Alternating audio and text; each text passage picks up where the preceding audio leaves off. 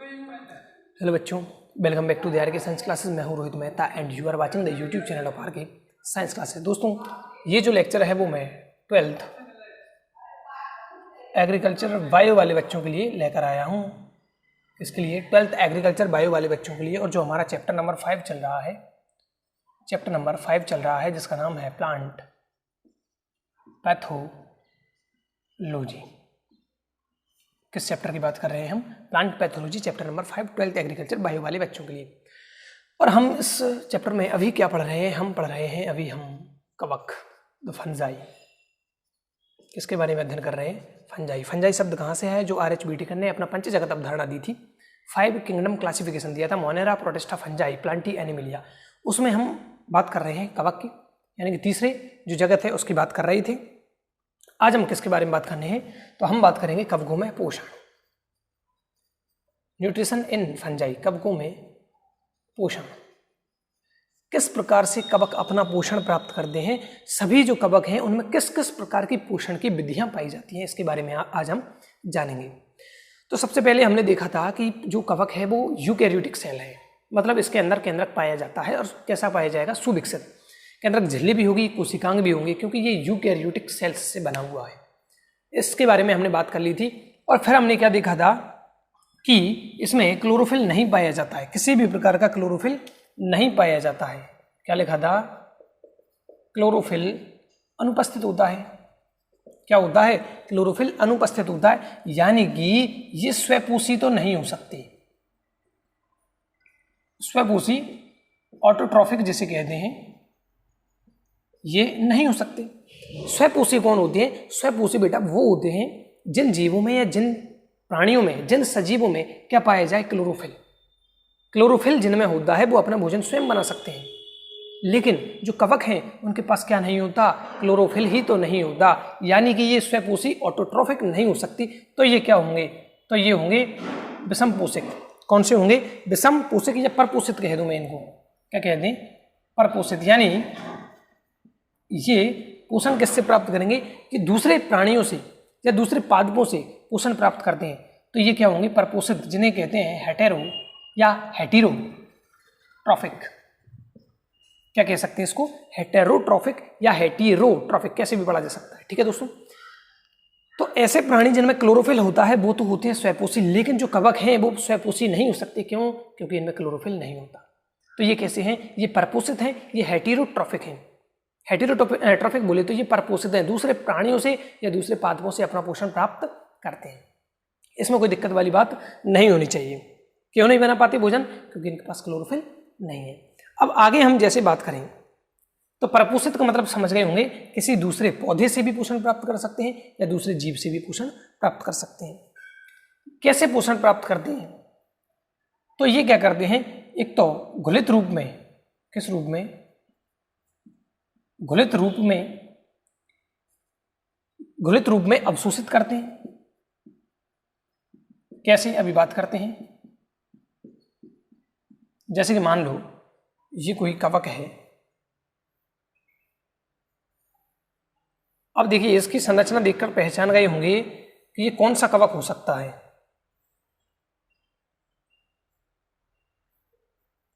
ये कौन सा कवक है? ये है बेटा म्यूकर। ये कौन सा कवक है?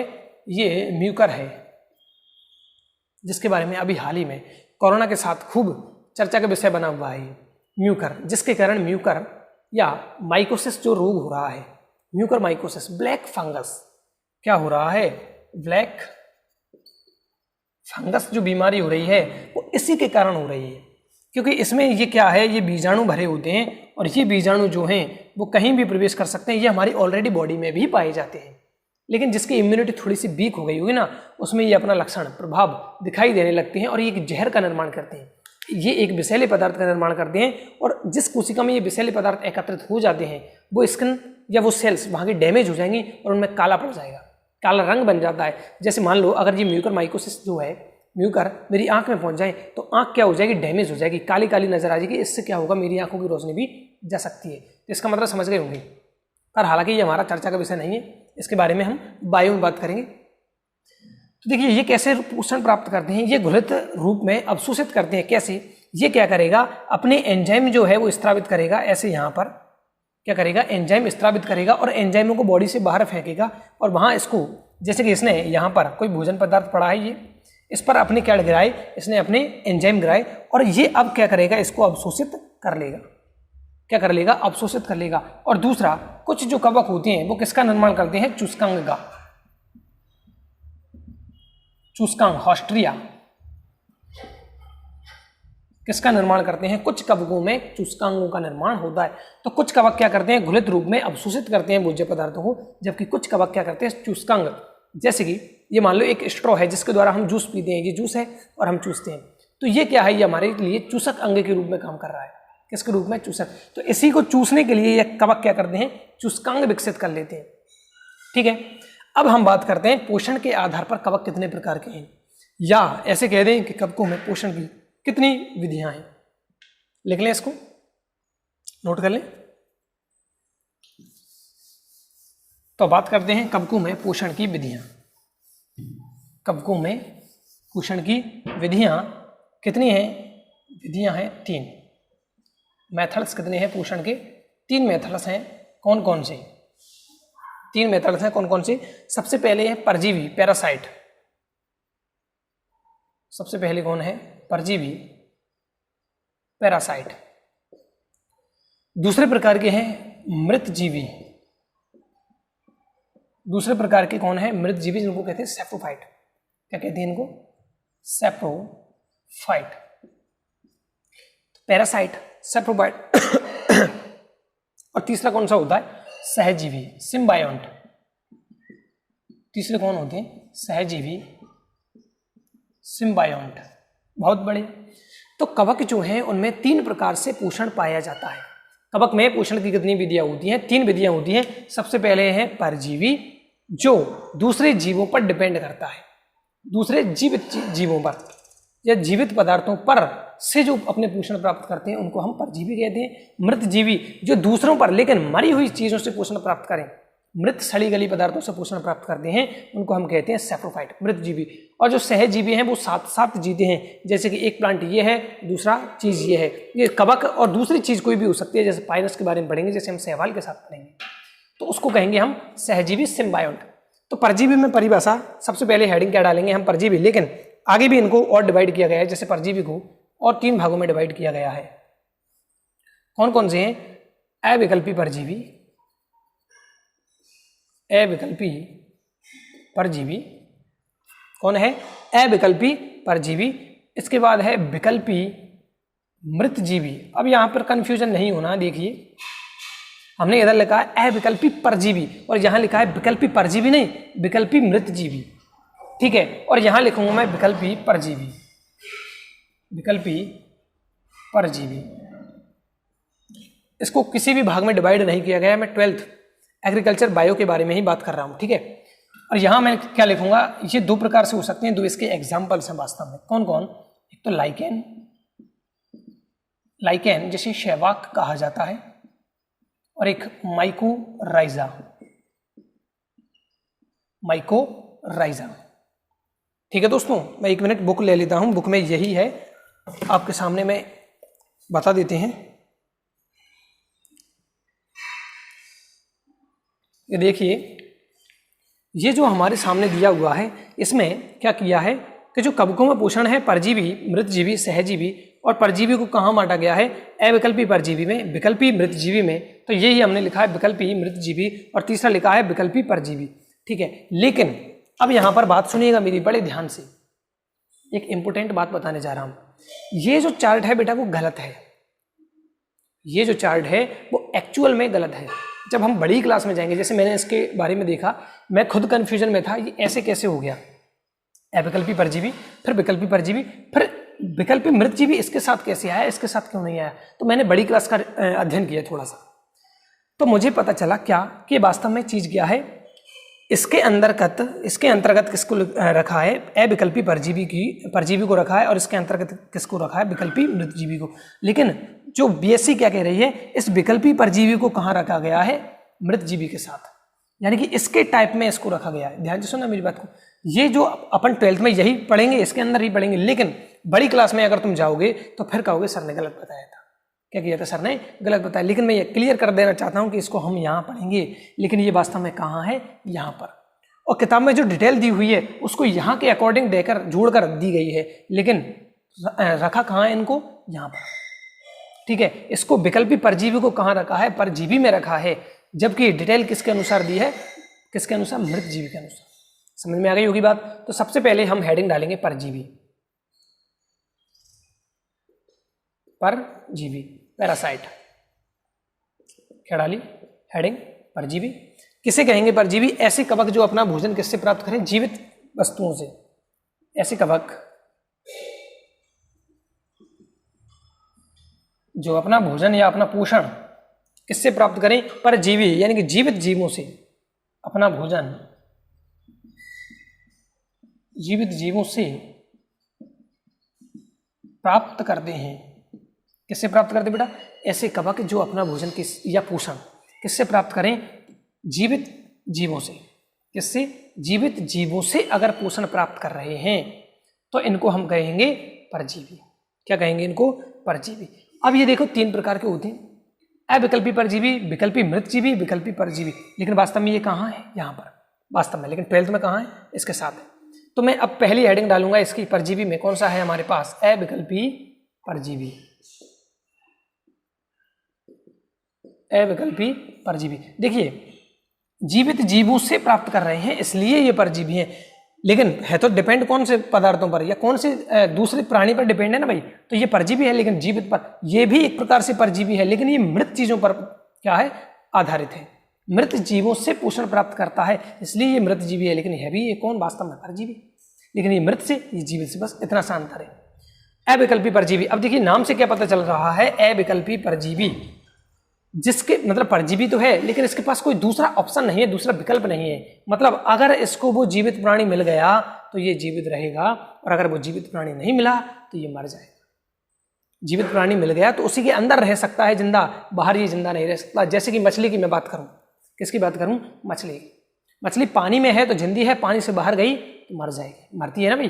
तो इसी प्रकार से ये अविकल्पी परजीवी क्या है? इनके पास परजीवी तो है लेकिन कोई दूसरा विकल्प नहीं है, कोई दूसरा विकल्प नहीं है। तो बेपरजीवी जो अपना संपूर्ण जीवन काल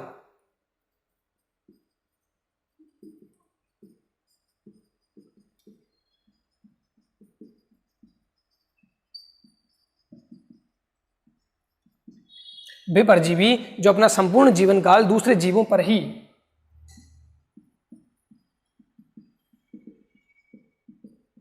किस पर?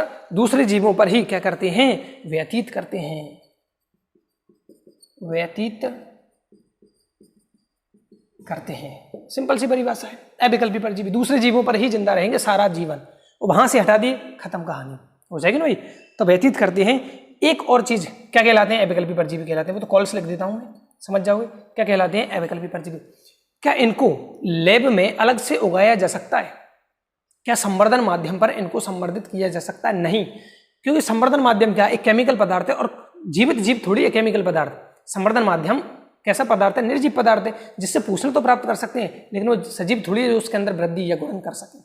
तो इनको क्या कर सकते हैं हम? इनके बारे में लिखा जा सकता है कि इनको प्रयोगशाला में कृत्रिम माध्यम पर नहीं उगाया जा सकता। कृत्रिम माध्यम पर नहीं उगाया जा सकता। भाई उगाने का मतलब है कि इनको संवर्धित नहीं किया जा सकता है। जैसे मान लो कोई संवर्धन माध्यम है, उसमें मैंने एक कवक डाला, कौन सा वाला कवक हो? वो परजीवी, और परजीवी में कौन सा? अविकल्पी परजीवी। तो वो मर जाएगा। क्या हो जाएगा? मर जाएगा, क्योंकि उसको वो जीवित जीव नहीं मिला जिसमें वो अपना सारा जीवन चक्र व्यतीत करता था।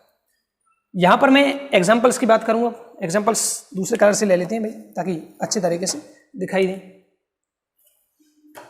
चलिए यहां पर दिखाई दे रहा है ना? अभी तो बहुत जगह है। इसमें आपको याद रखना है आप। क्या याद रखना है? आप।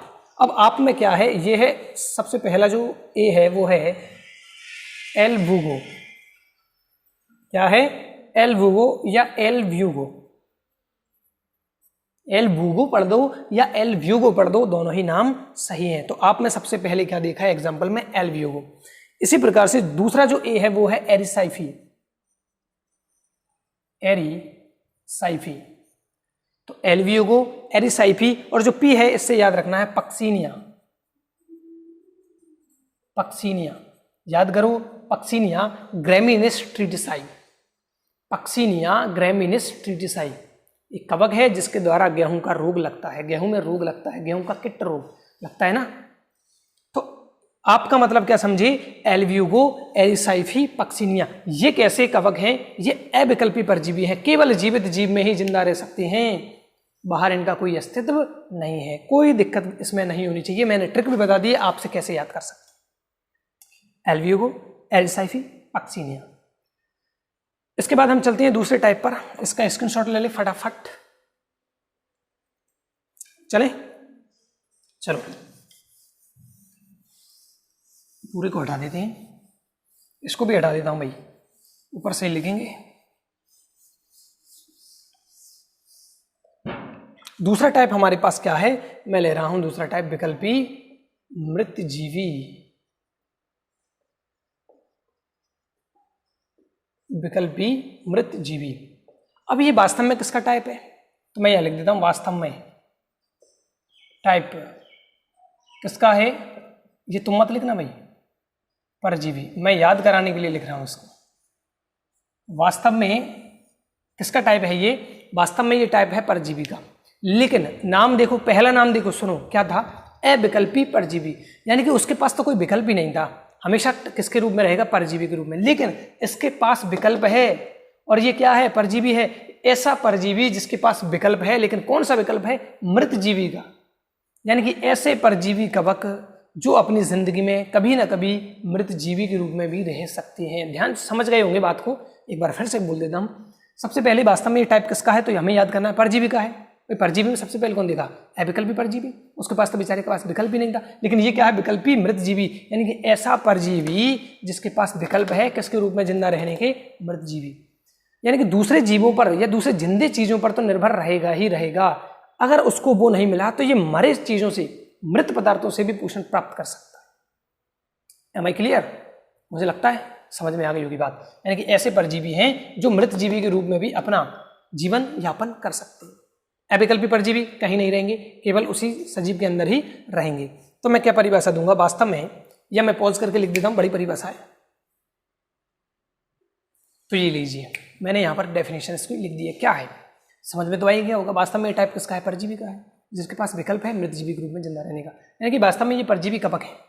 कौन से कवक हैं ये, परजीवी कवक है, परंतु आवश्यकता पड़ने पर ये कुछ समय के लिए किसके रूप में, मृतजीवी के समान अपना भोजन प्राप्त कर सकते हैं। किसके समान, मृतजीवी के समान। वास्तव में तो क्या है, परजीवी है, जिंदी चीजों में रहते हैं, बट अगर इनको कहीं ना कहीं आवश्यकता पड़ी तो ये उस सजीव से निकलकर मृत पदार्थों से भी अपना पोषण प्राप्त कर सकते हैं। अर्थात ये किससे पोषण प्राप्त कर सकते हैं, ये एक तो जीवित परपोषी से भी प्राप्त कर सकते हैं, उसके अलावा मृत पदार्थों से भी अपना पोषण प्राप्त कर सकते हैं। किस किस से, सबसे पहले तो जीवित परपोषी रहते ही हैं, और दूसरा मृत पदार्थों पर भी अपना जीवन यापन कर सकते हैं। तो इनको क्या कहेंगे हम, इनको कहेंगे विकल्पी मृतजीवी। विकल्पी मृतजीवी, ये मृतजीवी का एग्जाम्पल नहीं, मैं किसका टाइप नहीं है, मृतजीवी का, ये वास्तव में किसका टाइप है, परजीवी का। नाम में कंफ्यूजन मत होना, ठीक है। एग्जाम्पल की मैं बात करता हूँ, एग्जाम्पल की बात करें तो हमें है इसमें एग्जाम्पल, एक तो अस्टिलेगो, एक टेफ्रिना, एक है अस्टिलेगो, एक टेफ्रिना, ठीक है। एग्जाम्पल याद कर लेना। सबसे पहले हमने कैसे याद की, आप उसमें एल्वियोगो, उसमें एरिसाइफी, और पीछे हमने देखा क्या, पक्सीनिया, और यहाँ पर है यूटी, इसको यूटी से ही याद कर लेना, अस्टिलेगो एंड टेफ्रिना। आप यूटी, आप क्या था, आप किसके लिए था, ये वास्तव में उसके लिए था, अविकल्पी परजीवी के लिए, और ये किसके लिए, विकल्पी मृतजीवी के लिए। तो आप, और यहाँ पर है यूटी, ऐसे करके याद कर लेना है। मैं तीसरे टाइप की तरफ चल रहा हूं। तीसरा टाइप हमारा क्या है, विकल्पी परजीवी। तीसरा टाइप क्या है, विकल्पी परजीवी। अब ये देखो, मैंने क्या कहा कि हमारी बुक में किसके अनुसार वर्णन किया गया है, इसका मृतजीवी के अनुसार, यानी कि इसको मृतजीवी का टाइप बताया नहीं गया है, लेकिन वर्णन उसी हिसाब से किया गया है। तो मैं वास्तव में क्या लिखूंगा यहाँ पर, वास्तव में ये किसका टाइप है, मृतजीवी का। वास्तव में किसका टाइप है, मृतजीवी का। तो डेफिनेशन भी हमें मृतजीवी के हिसाब से ही देनी पड़ेगी। मैं क्या कह रहा हूं, ध्यान से सुनना बात को। विकल्पी परजीवी, ये वास्तव में टाइप किसका है? मृत जीवी का, ठीक है। लेकिन यहाँ पर किस में रखा गया है? तो वो है परजीवी में, ठीक है। कोई दिक्कत नहीं होनी चाहिए। तो परिभाषा क्या होगी? प्राय कवक मृतजीवी होते हैं, क्योंकि अब डेफिनेशन किसके हिसाब से देनी पड़ेगी? मृतजीवी के हिसाब से। तो प्राय क्या लिखना है हमें कि कवक कैसे होते हैं? मृतजीवी होते हैं। प्राय कवक मृतजीवी होते हैं। समझ में आ गई ना भाई बात? मृतजीवी क्यों? वास्तव में किसका टाइप है? मृतजीवी का। लेकिन हमारी किताब कहाँ रख रही है इसको? परजीवी में। तो प्राय कवक क्या होते हैं? मृतजीवी होते हैं, परंतु कुछ परिस्थितियों में, इसको मतलब समझ जाना, परिस्थितियों में, इसका मतलब परिस्थितियों में क्या करना है इनको? ये विकल्प है, किसके रूप में रह सकते हैं? परजीवी के रूप में। तो ये परजीवी के रूप में रह सकते हैं या जीवन यापन कर सकते हैं, मतलब कि पहले इसके एग्जाम्पल देख लेते हैं हम। इसके एग्जाम्पल में हम बात करते हैं कौन से हैं? विकल्पी परजीवी, फ्यूजेरियम। तो बेटा देखो इसको कैसे याद करना। फ्यूजेरियम, फ्यू यानी होता है बहुत कम, फ्यूजेरियम जिंदा रहता है, यानी कि फ्यू टाइम के लिए, यानी बहुत थोड़े से टाइम के लिए, किसके रूप में? परजीवी के रूप में। ऐसे याद करना है, फ्यूजेरियम मतलब फ्यू टाइम के लिए जिंदा रहता है। पाइथियम,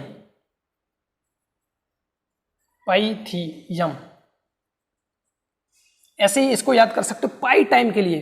पाई मतलब 22/7 या 3.14। पाई मतलब छोटा सा ही है ना, 3.14 छोटा सा। पाइथियम थोड़े से टाइम के लिए जिंदा रहेगा, किसके रूप में? परजीवी। याद करना है ऐसे हमें, ठीक है, याद करना है। फ्यूजेरियम फ्यू टाइम के लिए जिंदा रहेगा, फ्यूजेरियम। पाइथियम पाई टाइम के लिए, किसके लिए? पाई टाइम के लिए। इसके बाद अल्टरनेरिया।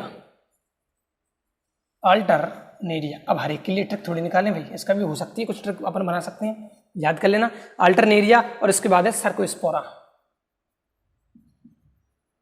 अब कैसे याद करो? सर को थोड़ा सा सरक जाओ, थोड़ा सा किधर सरक जाओ, कहीं भी, जिधर जगह नहीं है उधर, जिधर थोड़ी सी जगह मिल रही है उधर सरक जाओ। तो थोड़ा सा सर को स्पोरा, स्पेस कर दो, थोड़ा सा सरक के क्या कर दो? स्पेस कर दो। क्या है ये? सर्कोस्पोरा। तो ऐसे करके हम इन एग्जाम्पल्स को याद कर सकते हैं। कैसे कि वास्तव में क्या है? विकल्पी परजीवी है, मतलब ये वास्तव में टाइप किसके? मृतजीवी के। बुक कहाँ रख रही है? परजीवी में। तो प्राय कवक कैसे होते हैं? मृतजीवी होते हैं, परंतु कुछ परिस्थितियों में ये परजीवी, तो नाम से समझ गए, विकल्पी परजीवी, यानी वास्तव में है कौन? ये मृतजीवी के पास ऑप्शन है किस रूप में? परजीवी के रूप में। तो परजीवी के रूप में रह सकते हैं। फ्यूजेरियम फ्यू टाइम के लिए जिंदा रहे, पाइथियम पाई टाइम के लिए जिंदा रहे, सर्कोस्पोरा थोड़ा सा सरक जाओ, यानी कि किधर सरक गई है? परजीवी के रूप में जिंदा रहने के लिए। और अल्टरनेरिया याद कर लेना, फ्यूजेरियम, पाइथियम, अल्टरनेरिया, सर्कोस्पोरा। इसके बाद हम अगला एग्जाम्पल लेते हैं। अगला टाइप क्या है? अब हम चलेंगे वास्तव में मृतजीवी की तरफ। तो हमारी दूसरी हेडिंग आ रही है अब। अरे मार्कर में इंग्रेज में भर के रखा करो रे। मृतजीवी, सैप्रोफाइट, क्या कहते हैं इसको? सैप्रोफाइट।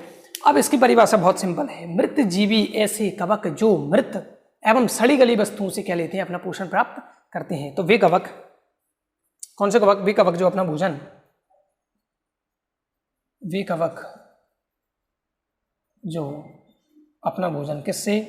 मृत एवं सड़ी गली वस्तुओं, मृत एवं सड़ी गली वस्तुओं से प्राप्त करते हैं। किससे प्राप्त करते हैं बेटा? वे कवक जो अपना भोजन मृत एवं सड़ी गली वस्तुओं से प्राप्त करते हैं, क्या कहलाते हैं? मृतजीवी। नाम से ही पता चल रहा है, मृत जीवी, मरी हुई चीजों पर जिंदा रहे।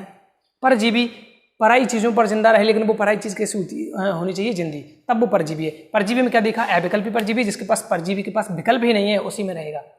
दूसरा हमने क्या देखा था? दूसरा हमने उसमें देखा था विकल्पी मृतजीवी, विकल्प है परजीवी के पास, किसके रूप में? मृतजीवी के रूप में रहने का। फिर क्या देखा हमने? विकल्पी परजीवी, ये मृतजीवी है लेकिन इसके पास विकल्प है परजीवी के रूप में रहने का। किसके रूप में रहने का? परजीवी के रूप में। कन्फ्यूजन बिल्कुल नहीं होना चाहिए, एक बार फिर दोबारा क्लियर कर दूंगा मैं इसको, ठीक है। इसके एग्जाम्पल्स में मैं लेता हूं म्यूकर और एगरिकस। म्यूकर, क्या लिखा था इसको? म्यूकर, और क्या है? एगरिकस। म्यूकर और एगरिकस, ठीक है। अब एक ही बचता है हमारे पास तीसरा एग्जाम्पल, चलिए उसके बारे में बात करते हैं।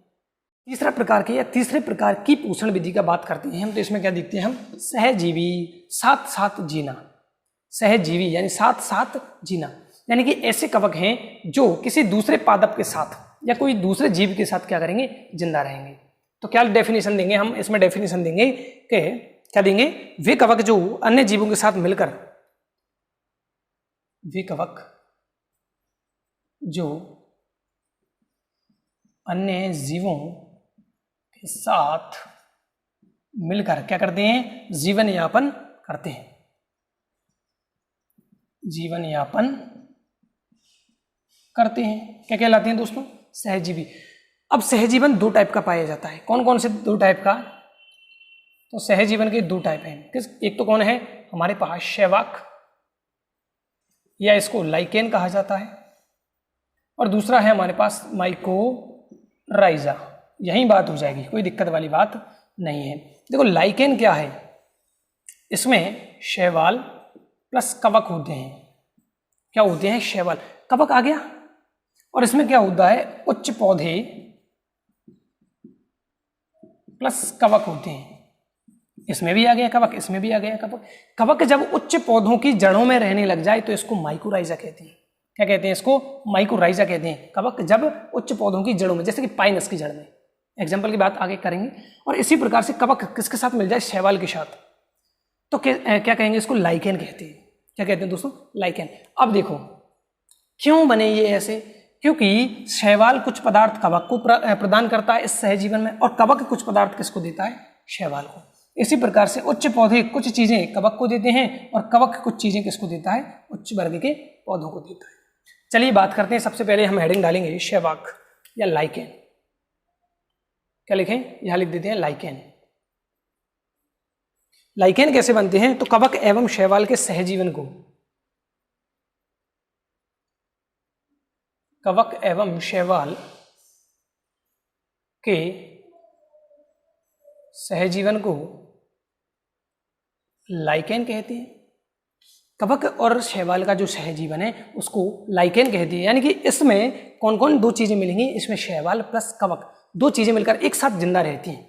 दोनों आपस में कुछ पदार्थों का आदान प्रदान करते हैं, कुछ कवक शैवाल को देता है और शैवाल कुछ कवक को देता है। तो इस प्रकार के सहजीवन को हम लाइकेन कहते हैं। अब ये देखिए, इसको और क्या कह सकते हैं, इसको और क्या कह सकते हैं, इसको कवक प्लस शैवाल तो कह ही सकते हैं, साथ में इसको कवक प्लस साइनोबैक्टीरिया भी कहा जा सकता है। क्या, साइनोबैक्टीरिया। और साइनोबैक्टीरिया का दूसरा नाम क्या होता है, नीलहरित शैवाल। तो दूसरा नाम क्या देंगे हम, कवक प्लस नीलहरित शैवाल, ब्लू ग्रीन एल्गी। बीजी का फुल फॉर्म पूछा गया था बेटा एक बार, शायद पिछले साल के जो 12th का एग्जाम था उसमें बीजीए का फुल फॉर्म पूछा गया था, VGA, ब्लू ग्रीन एल्गी, नील हरित शैवाल, या साइनोबैक्टीरिया। तो लाइकेन शैवाल में क्या है, साइनोबैक्टीरिया भी कह सकते हैं इसको, कवक प्लस साइनोबैक्टीरिया, कवक प्लस शैवाल और कवक प्लस नील हरित शैवाल। ठीक है, हालांकि साइनोबैक्टीरिया या नील हरित शैवाल एक ही प्राणी है, और ये दोनों प्राणी जो हैं दोनों एक ही नाम है, लेकिन ये कैसे प्राणी है बेटा, ये प्रोकैरियोटिक प्राणी है, और ये कैसे प्राणी है, ये यूकैरियोटिक प्राणी है, और साथ साथ जी रहे हैं, इसलिए इस सहजीवन को हमने क्या कहा, लाइकेन। अब जैसे कि मान लो ये कोई पार्ट है किसका, शैवाल का, और ये पार्ट है किसका, यहाँ पर मान लो किसका, कवक का। तो यहाँ पर एक लाइकेन में दो पार्ट हो सकते हैं। लाइकेन में कितने पार्ट हो सकते हैं, दो पार्ट हो सकते हैं। एक तो पार्ट होगा शैवाल का और दूसरा पार्ट होगा किसका, कवक का। तो शैवाल का यानी कि लाइकेन के अंदर शैवाल के पार्ट को शैवालांश कहा जाता है। क्या कहा जाता है, शैवालांश। शैवाल का अंश क्या कहलाएगा, शैवालांश। और इसी प्रकार से जो कवक का अंश है किसमें, लाइकेन में, उसको क्या कहा जाएगा, कवकांश कहा जाएगा। क्या कहा जाएगा, कवकांश। यानी कि इसको फोटोबायोंट या इसी को फाइटोबायोंट कहा जाता है। फोटोबायोंट कह दो या फाइटोबायोंट कह दो। और इसको देखो, कवक को क्या नाम दिया, माइकोलॉजी, कवक विज्ञान। तो इसको क्या कहते हैं, माइकोबायोंट कहते हैं। ये लो भाई, किसे कहेंगे, माइकोबायोंट। दिक्कत नहीं है इसमें। माइको मतलब कवक, यानी कि एक जो शैवाक है, लाइकेन है, लाइकेन में दो चीजें, लाइकेन में कितनी चीजें, मान लो ये दो चीजें हैं, दोनों मिलकर क्या बना रही है, लाइकेन। तो ये रेड वाला मान लो, रेड जो ढक्कन है उसका, इसको मैं ले रहा हूँ शैवाल, तो ये टोटल मिलाकर क्या बना रहे हैं, एक लाइकेन बना रहे हैं। तो इसको मैं कहूंगा शैवालांश, क्या कहूंगा, शैवालांश फोटोबायोंट, क्योंकि ये फोटोसिंथेसिस मतलब प्रकाश संश्लेषण करता है, जबकि ये नहीं कर सकता। तो प्रकाश संश्लेषण को क्या कहते हैं, फोटोसिंथेसिस, फोटोसिंथेसिस, इसलिए इसको क्या नाम दिया, फोटोबायोंट, क्योंकि ये बायोंट मतलब अंग है, लेकिन क्या कर सकता है, फोटोसिंथेसिस कर सकता है, तो इसको नाम क्या दिया, फोटोबायोंट। या फिर इसको क्या नाम दिया, फाइटोबायोंट। फाइटो प्लांट के लिए यूज किया जाता है, और ये वास्तव में प्लांट है, कवक प्लांट नहीं है, कवक प्लांट नहीं है। प्लांट किसे कहेंगे, जो प्लांटी जगत में आता है, प्लांट किसे कहेंगे, जो प्लांटी जगत में आता है। प्लांटी जगत में शैवाल आता है, शैवाल आता है तो प्लांटी के लिए क्या शब्द यूज किया जाता है, फाइटो, तो ये क्या होगा, फाइटोबायोंट। समझ में आ गया ना दोनों नाम कैसे बने, फोटोबायोंट क्योंकि ये फोटोसिंथेसिस यानी कि प्रकाश संश्लेषण करता है, फाइटोबायोंट मतलब ये फाइटो यानी कि पादप वर्ग का सदस्य है, पादप जगत का सदस्य है। तो शैवालांश को फोटोबायोंट और फाइटोबायोंट कहा जाता है, जबकि जो कवक है इसको क्या कहा जाता है, माइक्रोबायोंट। अब समझ गए होंगे दोनों मिले क्यों, क्योंकि बेटा अभी हमने कवक के बारे में क्या पढ़ा, कवक क्या नहीं कर सकता, प्रकाश संश्लेषण नहीं कर सकता, स्वयंपोषी नहीं होती, तो ये अपना भोजन स्वयं बनाता नहीं है।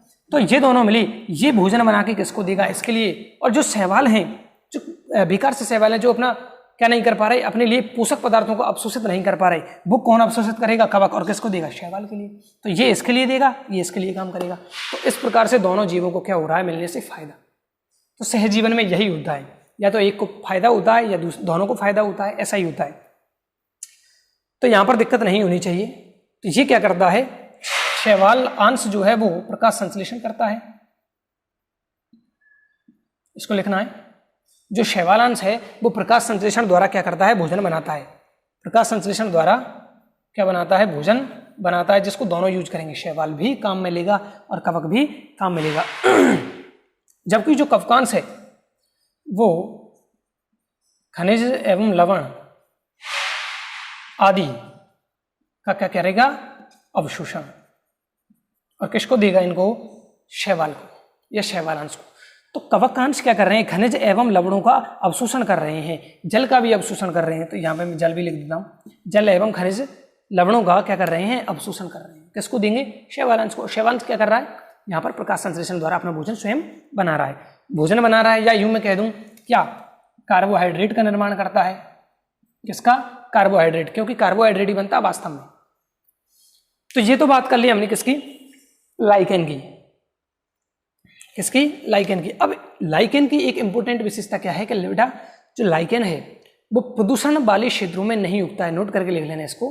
तो जो लाइकेन है वो प्रदूषण युक्त क्षेत्रों में, जहां पर प्रदूषण ज्यादा है वहां पर नहीं उग सकता है, इसलिए इसको वहां उगाया जाता है जहां पर प्रदूषण को चेक करना हो।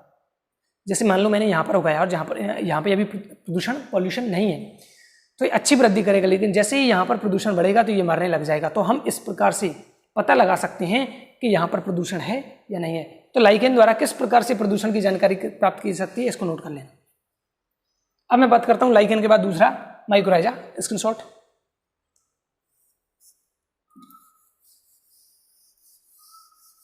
अब माइक्रोराइजा में क्या होगा, एक तो कवक और दूसरा उच्च वर्गीय पौधे। माइक्रोराइजा,